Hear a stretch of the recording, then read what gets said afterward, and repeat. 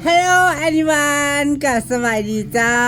สบายดีพี่น้องจ๋าทั้งไกลและไกลบอกว่าจุดใดๆในโลกนี้เขากล่าวคำว่าสบายดีจ้า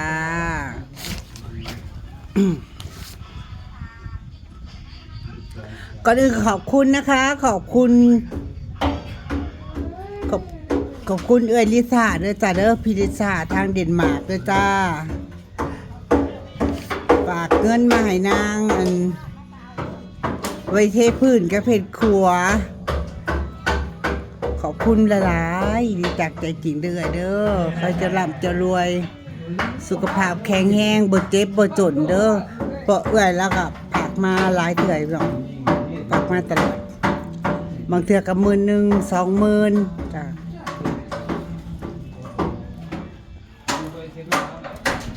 นี่อีกมื้อก็สิได้เท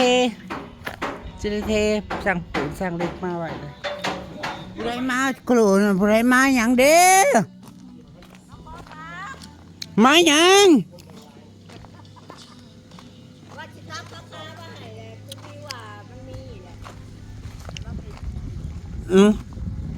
เดี๋ยวมาไปคุณแม่ไม่เท่าท่าจอนบ่ดอกไม้ห้าวงามกว่าแท้เดาเรื่องตั้งแต่เฮ็ดเฮือนแล้วน้องบ่เคยเข้ามาจักเทื่อบ่มาเหยียบจักเทื่อจังว่านั่นแหละนี่คันบ่มีแน่อยากได้บ่มาได้นี่น่ะคุณแม่เผาแล้วคันบ่มีแนวบ่อยากได้จ้างก็บ่มาว่าซั่นไปเบิ่งแน่สิมาอยากได้หยังมาเอาหยังสิมาลักหยังอูหน่อไม้แกงปลาแลอันดอกมะเอื้ออันอำมาลางามๆถ้าเอาไปคอไปบ่เพิ่นสิมาเก็บยอดบักอื้อดอกเว้อพริยะเด็ดเอายอดไปนำไปอูหน่อไม้แล้วก็บ่ขายแพงดอกกำละ10 บาทนี่แหละพอได้ค่าปุ๋ยค่าแห้งอันว่าขายเลยสิครับตายเนาะไปเลาะเบิ่งมันหอมแน่โอ้ป่าลายเด้อป่าบ่จังป่าเด้อ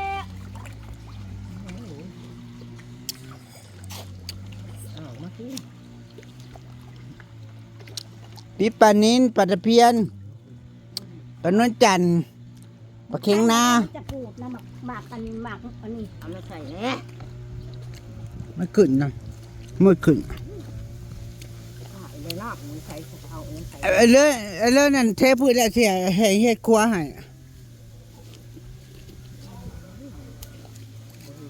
เอาน้ำไม่ได้เลย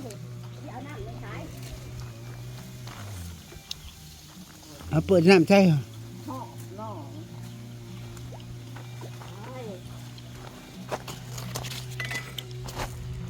โอ้ยทุกอย่างปีร่วงอ่ะแต่เรื่องทางนี้บอกค่อยงาม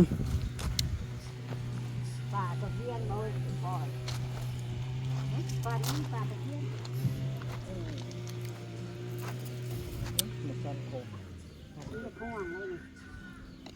กินหมากบ้านกินในอยู่วะ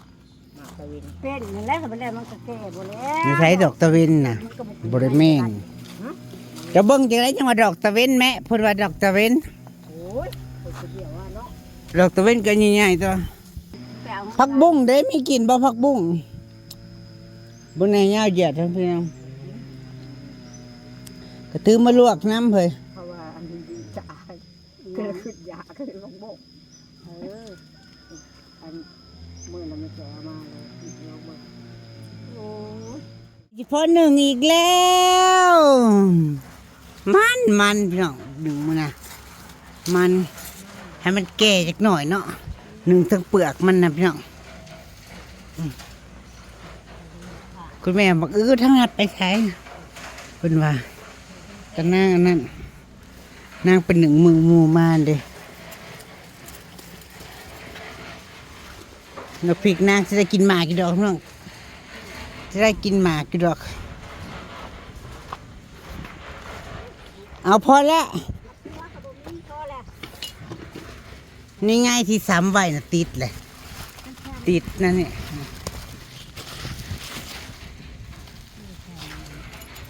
หมากนะ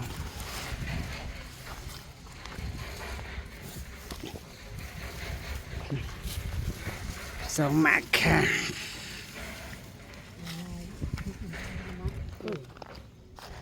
ก็บอกอะไรก็โอ้น้ำไม้ เอายาย อันนี้ ใช่ว่ามาขออัน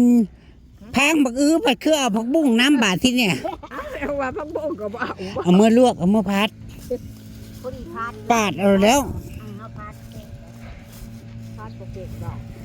โอ้พัดใส่มือ แต่เขาว่าเอามือนะเฮ้ยเขาว่าแกงไข่อยากเลยทุกเรื่องไข่ เว้ยท่านเห็นดูโทรศัพท์ยังจะอยาก เอามาแกงรูดโอ้ยคือมันบ่แซ่บ อันนี้มันตก ยำเห็นยำมีแล้วบริคิดอยากเลยพี่น้องเอ้ย พัดใช่พัดใช่หมูใช่พัด มักเล่นนี่นะแม่ปลูกยันอยู่บ่เป็นหมากเด้โอ้ปลูกข้างหลัง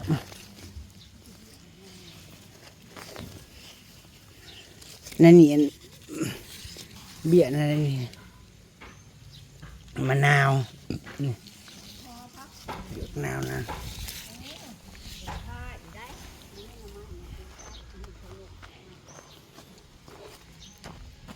นี่มะเขือยาวนางขลอย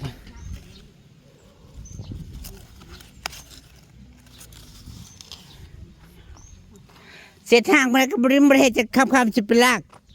กกิ่งไม้มาก่อนงาไม้ตัดไว้อยู่พูดอยู่น้องพูดพี่น้องเอ้ยมื้อนี้บวบนางรามเคลียร์ไปละ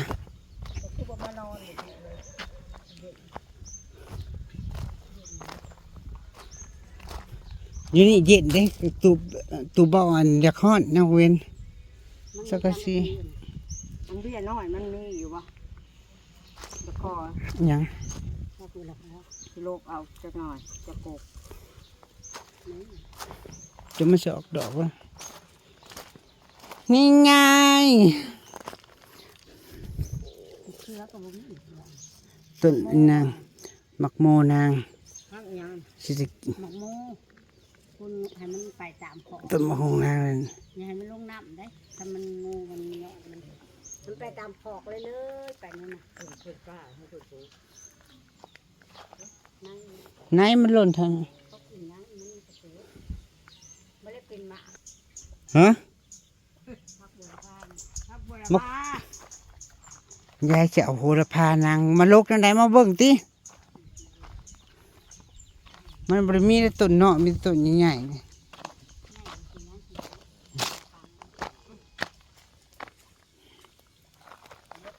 ไว้ในชวนน้อยจะได้ปะทะ นั่นแหละ มันจะมึง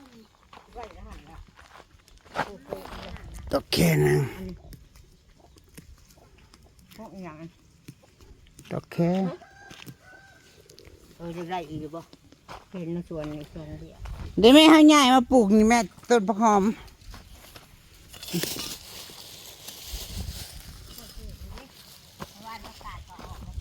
มันบ่ได้มีต้นน้อยยายเอาแม่เสียมมาคุดให้แล้วอยู่นี่แม่นี่นั่นเด้เสียมนะทางหลังพี่มาพี่มาพี่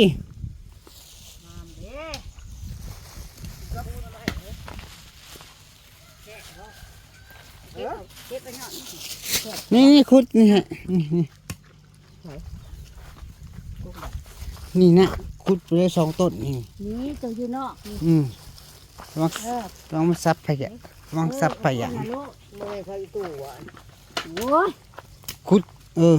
ง่ายเอาลูกเอาถ้า เอาทางดินนะที่เฮ้ยเงาจนมันจะออกดอกแล้วมันยังลูกออกอยู่ เอานี่ก็มันบ่ติดคือ เมื่อละพังเลยมันเป็นนะบ่ตายหน้าบ่ได้เลยนั่นเนาะ ว่าที่เมื่อแกอันขี้หมูมาใส่นี่แม่ใส่ผักปุ้งนางนี่ผักปุ้งแก้ว ทำมาแล้วมันเปลืองแต่ว่า เอารถนะดูปลูกบริหวงแล้วดูนกินนะคะ ทำมาแล้วก็เปลืองเลยเอาไปข้างนอกเอาไปเปลืองใส่ ดูพันเกลือ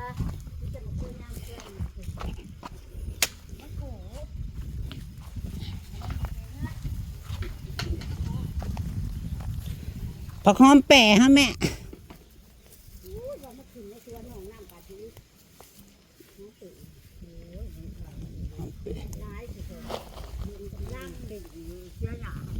ขึ้นใช่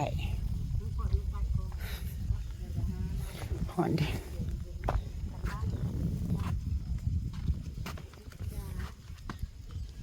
นั่งทำต้นไม้อันนี้พักน้ำเพียงพักขานางซ้ำเหล่าขวดงุมไหวเห็นพี่จันทรงคลิปใหม่เบิ่งแล้วมันก็สิแตก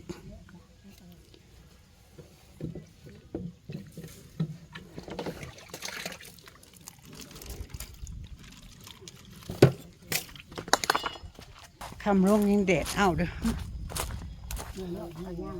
เขาว่ามาเบิ่งเครื่องปลูกกะภูมิใจชมว่าลีได้ทางเขาปลูกเนาะเขาก็ติดอันนั้น ซ้ำยาเสพติดปลูกแล้วก็บอยากสิบมันบั่นตื่นมากก็จะเข้ามา นั่นแหละ ปลูกนั่นปลูกนี่เห็นเนี่ยเห็นเลยเห็นมันงามแล้วก็ เออ แหงดอกอิหยังพี่น้องไปหูจัก โอ้ยอย่ากินน้ำ ซื้อมา40,000 ใช่น้ำ ดอกยังมันดอกงามงามมันออกดอก บ่มีน้ำบ่ ดอกสีขาว ผมไม่น้ำกิน บ่ดูตู้ดูเฮือนน้ำกระเบิดแล้วน้ำกินกระเบิดมื้อเช้าสิเปล่า พูดไปชอบ เด้ยังบ่เต็มถุงเปล่าไม่ให้เต็มถุง เอาอีกเจ็ดพ่อเลย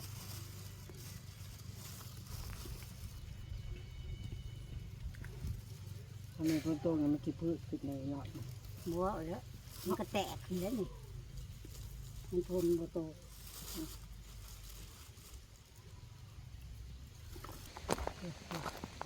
โอ้ยกีฬาเด้อ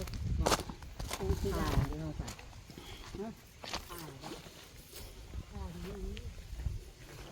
เนี่ยตักขยะนาง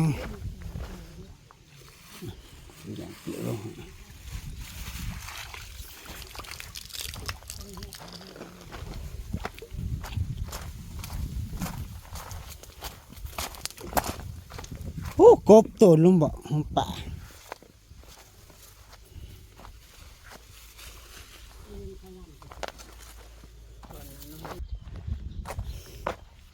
แต่เวทเลิบค่อยข้ามแล้วก็ยัง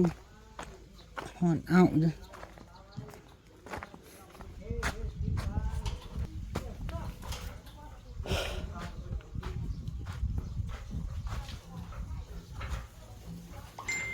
เรียบร้อยจ้ะเรียบร้อยเนาะสะอาดเรียบร้อยแล้วจ้ะสิได้มาเก็บขยะอีกก่อนเนาะ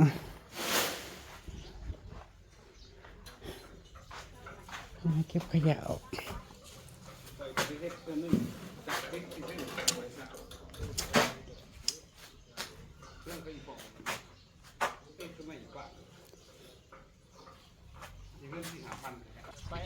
ไปตั้งไปแล้วโอ้ยไปเนี่ยยังคนเลยค่าขี่กระเทอนะว่าไม่เนี่ยคนเลย ไม่แบบคือสิบไรใส่แล้วเนาะสิตัดไว้เห็ดครัวก่อนสิเก็บใหม่ก่อนนะฮะไปสั้นได้ยัง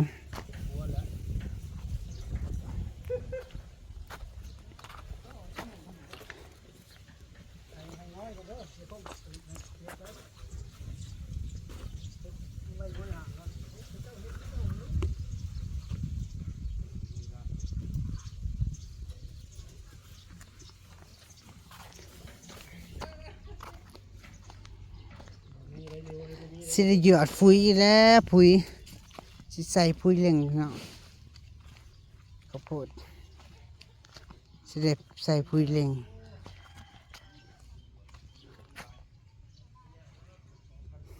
งัวกับเขาเด็กเนาะเอ้ย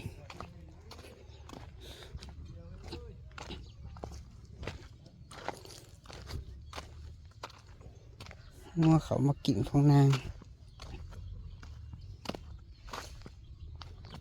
งัวเขามากัดเนี่ยบดเพื่อบ่ได้โอ้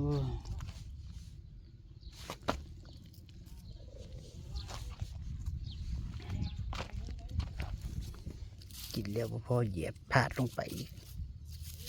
เรือสตอน่าจะบุ้งเรือสตอนี่ทอดิน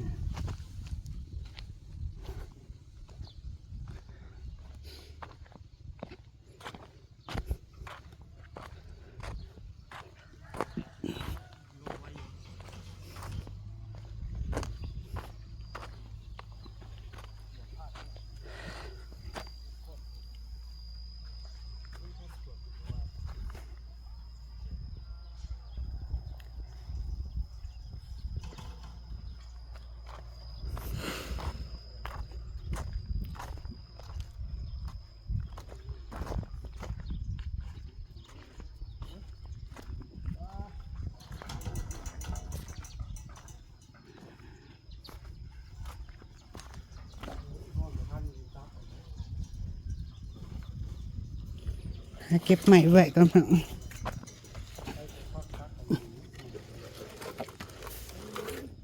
ดูดฝนก็สิบวมเบิดน้ำ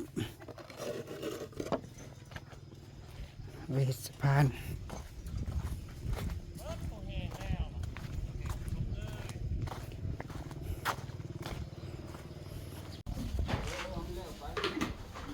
ที่นั่ง ขึ้นมาส้มขึ้นมาส้ม มาส้มเมืองใหม่ มาส้มเฮือนใหม่นาง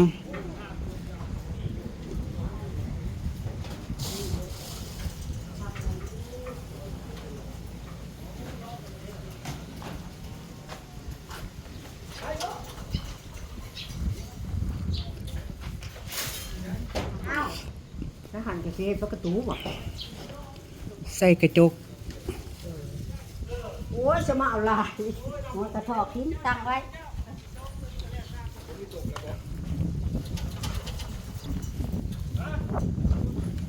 ห้องนี้สิเป็นห้องน้ำในโต๊ะแม่สีหวานเพิ่นก็ทักมาอยู่แม่เพิ่นแชทมาบอกสีหวานเพิ่นแชทมาบอกให้เฮ็ดห้องน้ำให้เฮ็ดอันหมองเปียกกับหมองอาบ อันนี้ของเรา กัน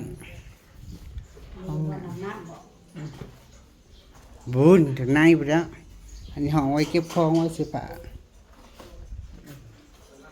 ฝากเกิดมา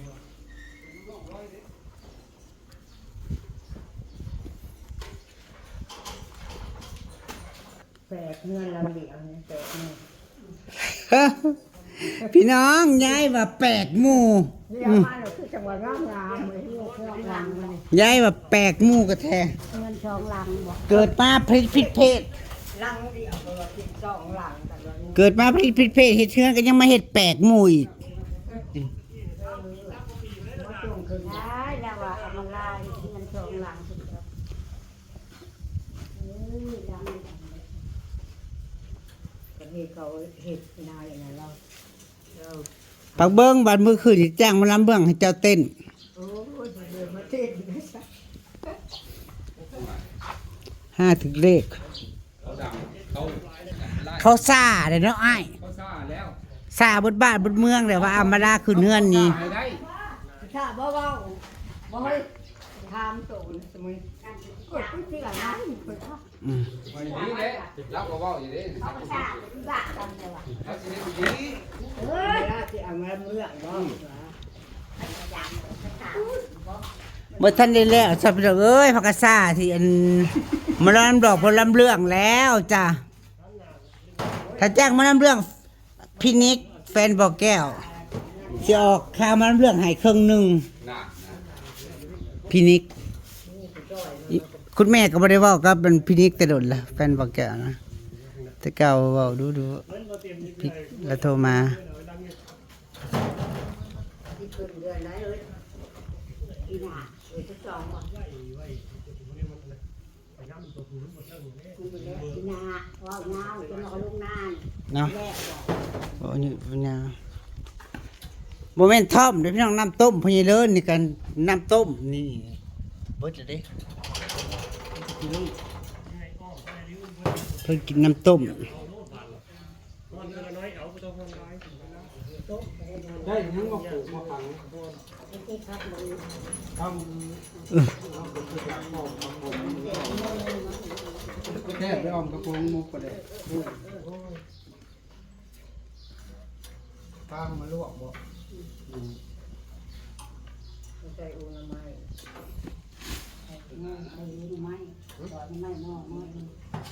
แน่นั่นนี่ นอนเดียวนะเขาอัน มาน้ำนี่ของงูเขาดิลายหมากเลย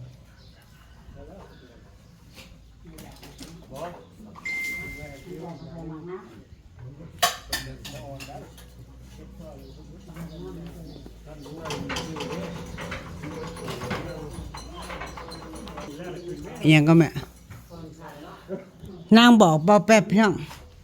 ถ้าเฮ็ดอันหมองน้ำไหลลงมาน่ะต้องได้ลื้อใหม่เพิ่นว่าได้เฮ็ดใหม่มันไหลลงนี่แล้ว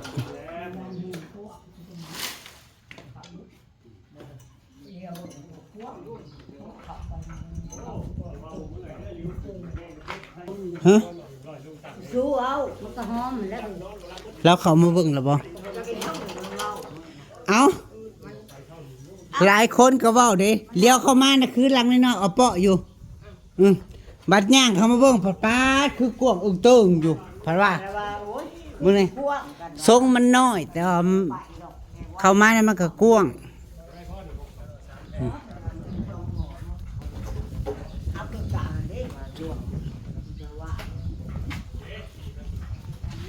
นี่ก็เป็นห้องโถงยาวมานี่อันนี้ห้องไว้ห้องสำหรับแขกสำหรับที่เจ้าแล้วบัดขึ้นที่เจ้าต้องมาอยู่19คืน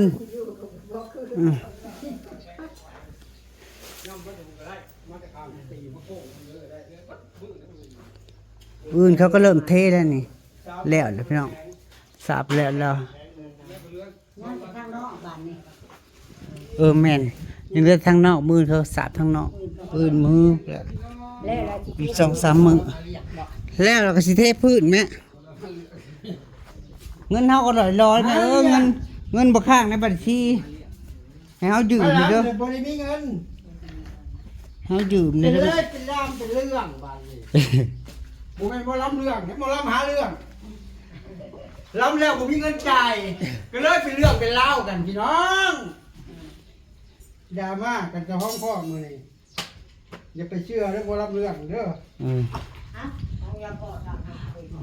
ของยาพ่อเฮ็ดเส้นบาดนี้นางกระเทยสิเฮ็ดเส้นแล้วบาดนี้นางกระเทยสิเฮ็ดเส้นอันคนมาเบิ่ง นั่นก็เชื่อสิหาเรื่อง เขาซ่ากันแล้วพี่น้องเขาซ่าว่าขึ้นบ้านใหม่ยามมาล่านี่สิมีหมอลำเรื่อง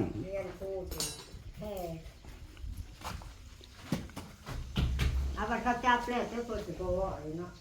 ว่า โอ้ยยาพ่อเขายาพ่อบ่เต็มดอก คือสิ